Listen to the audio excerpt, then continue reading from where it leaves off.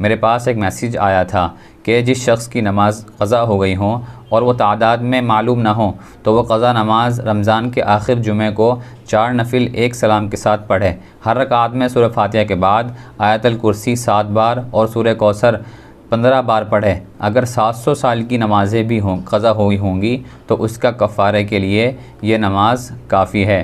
क्या ये बात दुरुस्त है? वज़ाहत फरमाइए। बिस्मिल्लाहिर्रहमानिर्रहीम अल्हम्दुलिल्लाहि वहदा वस्सलातु वस्सलामु अला मन ला नबिय्य बअदा अम्मा बाद।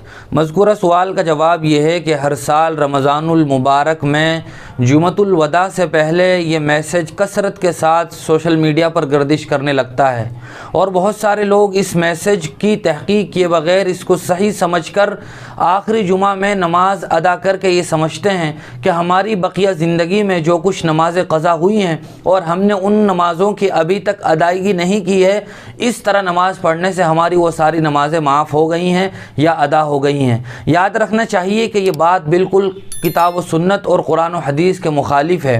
हुज़ूर अकरम सल्लल्लाहु अलैहि वसल्लम की एक हदीस है जिसमें आपने फरमाया कि अगर कोई आदमी नमाज के वक्त सोया रह जाए या नमाज़ पढ़ना भूल जाए तो उसे चाहिए कि जैसे ही याद आए या वो नींद से बेदार हो तो अपनी नमाज को अदा कर ले। इस हदीस से ये बात वाज़े तौर पर मालूम होती है कि किसी नमाज की कोई क़ज़ा नहीं है उस वक्त तक जब तक कि उस नमाज को अदा न कर लिया जाए।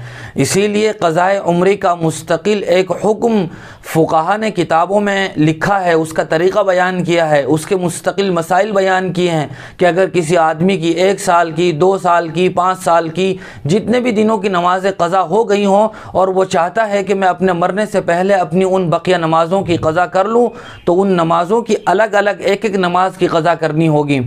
5 नमाज़ें और एक वितर की वाजिब नमाज, इन 6 नमाज़ों की बाकायदा अदायगी ज़रूरी है, उसके बग़ैर कोई नमाज माफ़ नहीं होगी।